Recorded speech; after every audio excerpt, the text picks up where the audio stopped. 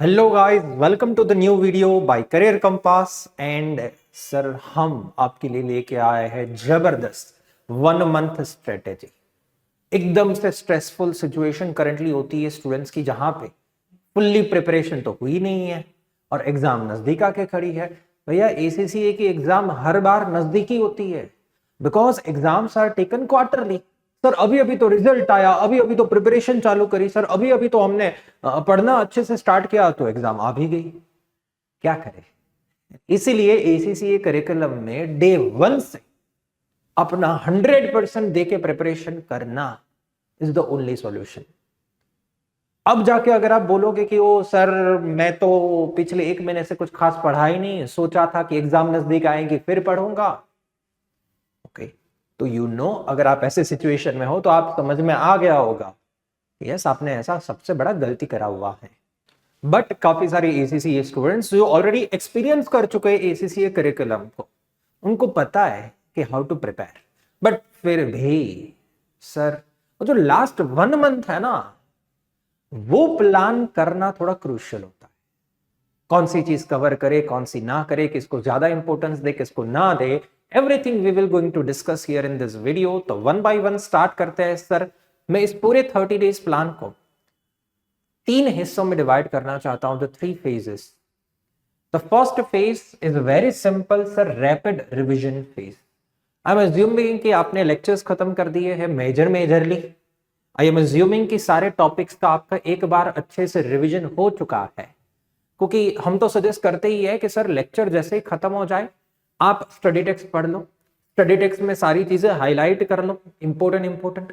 कहीं पे sticky notes चिपकानी है, स्टिकी नोट्स चिपका लो। जरूरत लगे तो उसी दिन पे अपना हैंड रिटन समरी नोट्स बना लो। फैकल्टी ने तो क्लासरूम में टीवायूज इलस्ट्रेशंस करवाए हुए हैं, घर पे जाके खुद से एक बार करो। ओके, आई एम अज्यूमिंग कि आपने ये बेसिक स्टफ लेक्चर्स देखने के साथ साथ में ही करते गए थे। Okay, now it's time to rapidly revise the whole curriculum. Sir, मेरा ऐसा है ना कि जब तक मेरे को सारी चीजें मगअप नहीं होती है ना, तब तक मैं प्रैक्टिस फेज में नहीं आऊंगा। भैया, एसीसीए करिकुलम मगअप करने का नहीं है। काफी सारे स्टूडेंट ऐसा बोलते हैं कि सर मेरे को कॉन्फिडेंस नहीं आ रहा है, सर मेरे को वो अभी तक वो चीजें दिमाग में बैठी नहीं है, सर उतना ज्यादा मगअप नहीं हुआ है मेरा। अगर आप चीजें मगअप करने के पीछे पड़े रहे हैं ना, तो प्रैक्टिस नहीं कर पाओगे, और अगर प्रैक्टिस नहीं हुई तो एसीसीए में पासिंग इज डिफिकल्ट है।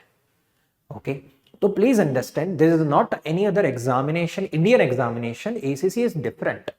जहां पे I would not recommend to focus more and more just on a study text, just more on a mug up कि बस पढ़ते जाओ पढ़ते जाओ पढ़ते जाओ। नो, पढ़ना जरूरी है, रिवीजन करना जरूरी है, स्टडी टेक्स्ट भी जरूरी है, but not from an intention of कि बस रट्टा मार दो, प्रैक्टिस तो होती रहेगी, हो जाएगी, देखा जाएगा।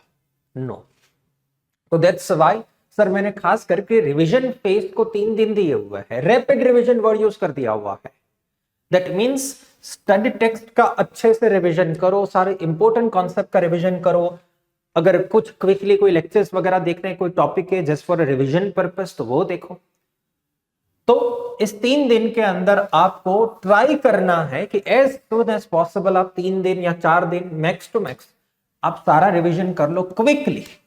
ओके, डीप स्टडी नहीं करना है। नो नो नो नो, अगर डीप स्टडी करने रह गया तो ये 700-800 पेज की कप्लान कब खत्म करोगे? ओके, तो उसके वो तो एक बार कर दिया होगा आपने। अगर आपने कुछ अपना खुद का नोट्स बना के रखा है या तो किसी ट्यूटर का कोई समरी नोट्स है, हमारे भी स्टूडेंट्स होते हैं जिसको है फुल टाइम स्टूडेंट है तो वो खुद का नोट्स बनाते हैं, और जो खुद का नोट्स नहीं बनाना चाहते या उतना नहीं समय रहता है तो उसको हम समरी नोट्स तो देते हैं। देन उसके बाद है इंपॉर्टेंट पॉइंट, स्टडी टेक्स्ट को अवॉइड कर दो बने उतना इफ पॉसिबल, और अगर स्टडी टेक्स्ट से ही रिवीजन करना है तो ओनली हाईलाइटेड एरिया का रिवीजन करो। लाइन बाय लाइन रिवीजन करने जाओगे नहीं चलेगा। काफी स्टूडेंट को यहां पे ऐसा होता है कि सर मैं हर एक टॉपिक का स्टडी टेक्स्ट में से एक एक सम कर देता हूं। हाँ, ये भी एक अच्छा टेक्निक है, जहां पे आप स्टडी टेक्स्ट को रीड नहीं कर रहे हो, स्टडी टेक्स्ट का थियरी रिवीजन नहीं कर रहे हो, आप स्टडी टेक्स्ट के टीवायूज एंड इलस्ट्रेशन सॉल्व कर रहे हो। ऐसे भी आपको हर एक टॉपिक रिकॉल हो सकता है, ये आपका टेक्निक है। यस, जो कॉमन मिस्टेक्स करते हैं स्टूडेंट्स वो ये है कि they spend too much time revising कोई एक टॉपिक, या तो कोई एक चैप्टर के ऊपर पूरा आधा दिन एक दिन दे दिया, फिर ऐसे कैसे खत्म होगा। ओके सर, वो बोलना आसान है कि सर मेरा सर एक दिन दिया, मेरा टॉपिक मेरा चैप्टर, बट देखो मैं जबरदस्त कर दिया। अब ऐसे तो कप्लान के अंदर 15-20 चैप्टर हो गए, हर एक चैप्टर को एक दिन देने बैठोगे तो फिर प्रैक्टिस कब करोगे। Getting the point. Yes, next point पे आते हैं, एग्जाम किट फेज। ये सबसे इंपॉर्टेंट एंड सबसे लंबा फेज है। हम रेकमेंड करते हैं कि पूरी एग्जाम किट मिनिमम एक बार, and student should complete the exam kit if possible twice also, depending on आपका टाइम अवेलेबिलिटी क्या है।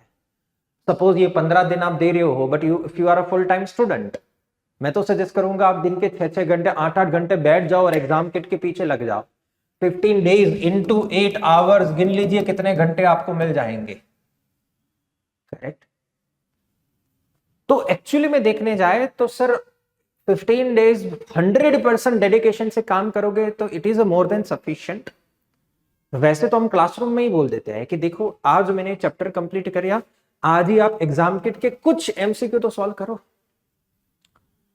तो काफी सारे student during the lectures itself exam kit को ऊपर ऊपर से करके बैठे होते हैं।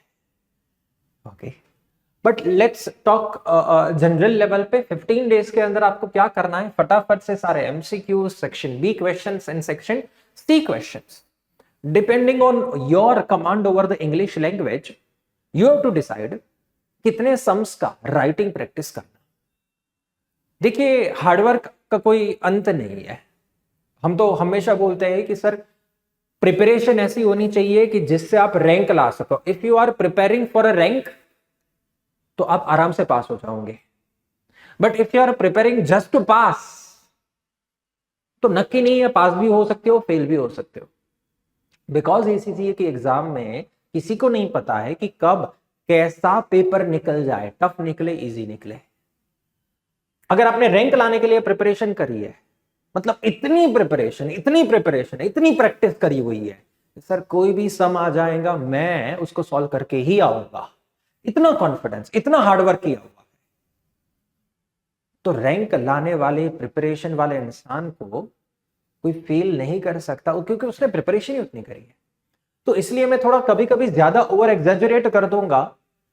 ओके, अज्यूमिंग कि you will have a enough amount of time availability, जैसे मैंने अभी यहाँ पे अज्यूम किया है कि यू विल हैव 8-8 आवर्स, 8-8 घंटे आपके पास में है। बोले सर फुल टाइम स्टूडेंट तो है बट हमसे पढ़ा नहीं जाता है, तो भैया तुम गलत रास्ते आ गए हो। अगर आप बोल रहे हो कि तुमसे पढ़ा नहीं जाता है तो तुम गलत रास्ते आ रहे हो।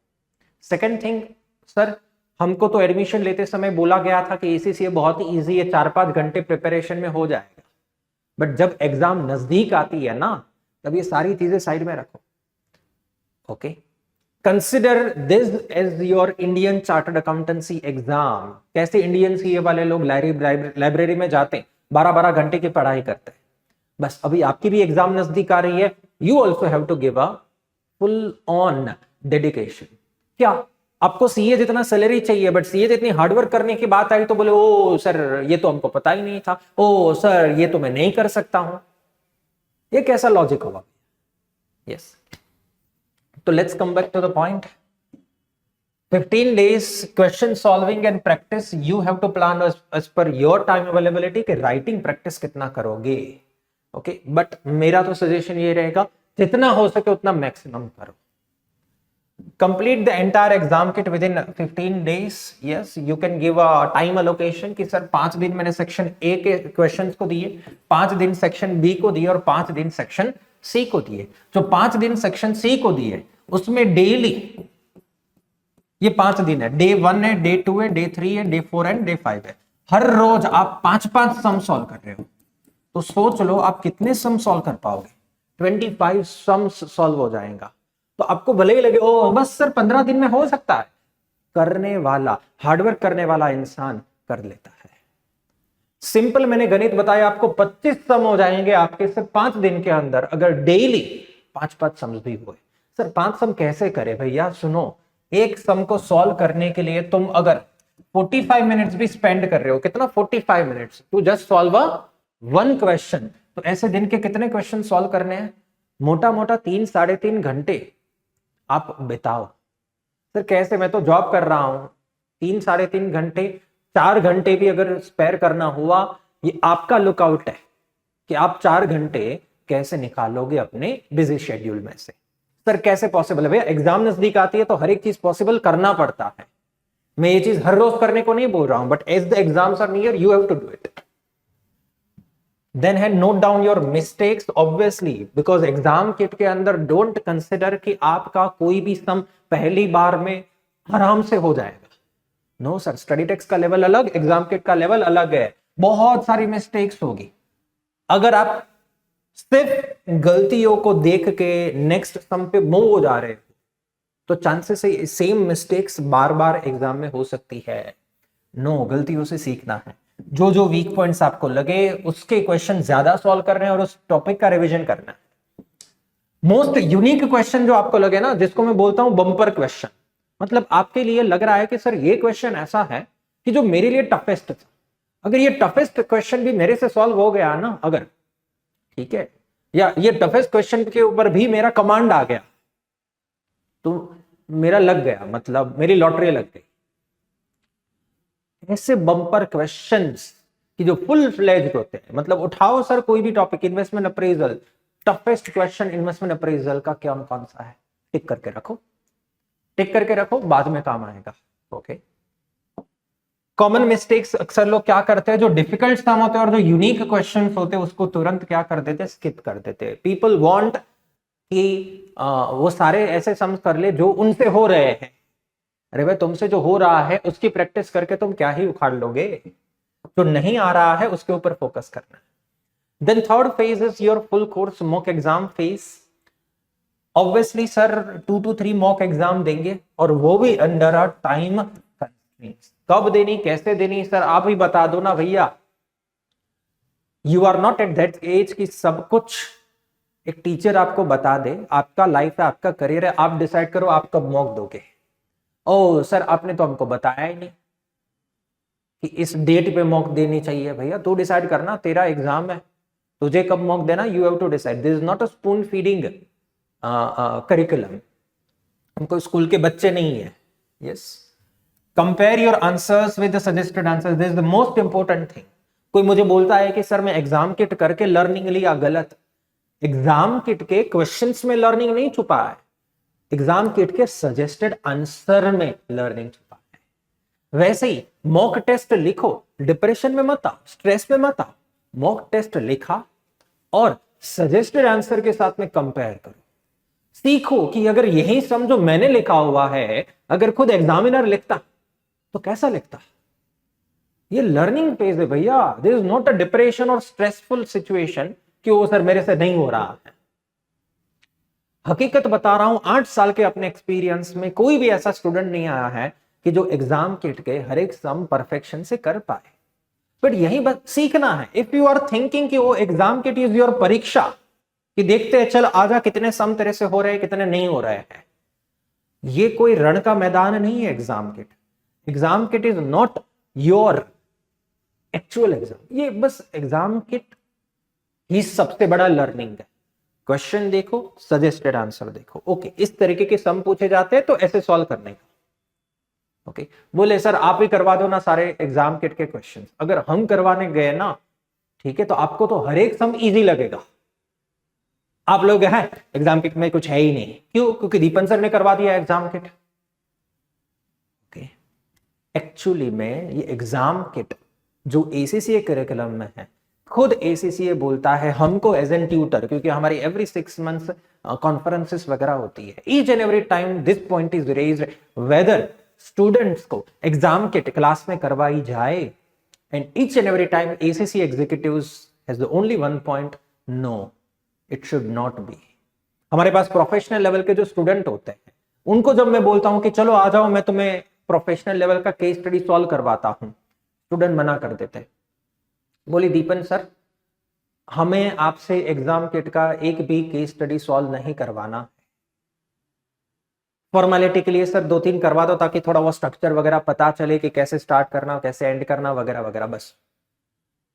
बाकी कॉन्सेप्चुअल कोई मिस्टेक्स होगी, कॉन्सेप्चुअल क्वेरी हो तो होगी, तो हम आपसे पूछ लेंगे कि सर इस अकाउंटिंग ट्रीटमेंट का ऐसे आंसर होना चाहिए, बट इन लोगों ने क्यों ऐसे दिया हुआ है, दैट्स अ डिफरेंट थिंग। बाकी अदरवाइज जो मैच्योर लोग हैं, प्रोफेशनल लेवल वाले हमारे बच्चे, उनका कभी भी डिमांड नहीं रहता है कि आप हमको एग्जाम किट सॉल्व करवाओ, क्योंकि उनको पता है कि एक प्रोफेशनल लेवल का केस स्टडी जब वो खुद बंदा सॉल्व करने बैठेगा ना, तो उसको शायद 2 घंटे लग सकते हैं, और वहीं केस स्टडी दीपन सर करवाने गए ना तो आधे पौने घंटे में खत्म कर देंगे। वो आधे पौने घंटे में कोई सम सॉल्व हो जाए ना, तो वो बच्चे को कभी याद नहीं रहेगा, बट जो सम उस स्टूडेंट ने खुद ने 2 घंटे बिता के खुद का दिमाग अप्लाई करके सॉल्व किया हुआ है, वो उसको लंबे समय तक याद रहेगा। And that is why student have to do the exam kit on their own, क्योंकि खुद जब प्रॉब्लम में फंसते हैं, खुद जब उसका सॉल्यूशन निकालते हैं, तब जो मेमोराइजेशन बनता है ना, वो कहीं से नहीं बनता है। ओके तो sir this is the fact. अब जो बच्चा समझता है वो समझता है, वो तो सर मैं फैक्ट तो ये भी है कि हैंड रिटन नोट स्टूडेंट को बनानी चाहिए, बट स्टूडेंट नहीं समझते हैं। दे वांट कि ओ हमने पैसे दिए हुए हैं तो लाओ सर हमको नोट दो, तो दे देते हैं भाई समझ नोट ले जा। बट रियल मैनर में अगर कोई स्टूडेंट को रियली ऑनेस्ट ओपिनियन चाहिए तो समरी नोट्स खुद की होनी चाहिए और एग्जाम किट खुद से करनी चाहिए। Get an evaluation from an tutor, yes obviously. Revise the weak areas of the syllabus when you are solving the whole mock papers. आप मॉक पेपर देते समय आपको पता चल जाएगा कि कौन से एरिया में अभी भी आप लैकिंग कर रहे हो। एग्जामिनर्स रिपोर्ट पढ़ लो, अभी आपके पास फ्री टाइम है तो टेक्निकल आर्टिकल्स पढ़ लो, यस खास करके स्किल एंड प्रोफेशनल लेवल वालों के लिए।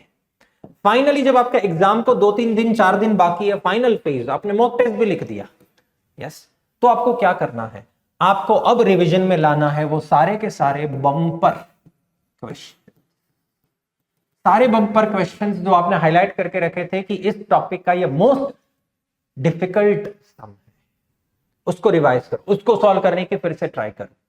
ऑब्वियसली नाउ जब एग्जाम नजदीक है, पूरे सिलेबस को तो रिवाइज करना पॉसिबल हो ना हो, बट हाईली वेटेड टॉपिक्स को रिवाइज करना पड़ेगा अभी तो। ओवरऑल जितनी बार रिवीजन कर सकते हो उतनी बार करो। हमारे पास ऐसे भी स्टूडेंट है जिन्होंने 7-7 बार रिवीजन करा हुआ होता है, 7-7 बार, ओनली बिकॉज उनका खुद का कोई समरी नोट था, वो इतना बढ़िया और कंसाइज बनाया था उसने कि वो 50 पेज की समरी नोट वो चाहे तो सर 3-4-5 घंटे में रिवाइज कर सकता है। मतलब बिफोर लंच एक बार रिवीजन हो गया, आफ्टर लंच एक बार और रिवीजन हो गया, दिन में 2 बार रिवीजन। ओके तो it depends on how much time you have and what kind of method do you follow for revision, and get enough sleep, rest and sir proper आराम करो, क्योंकि ये सबसे ज्यादा जरूरी है, खास करके एग्जाम जब नजदीक आ रही है तब।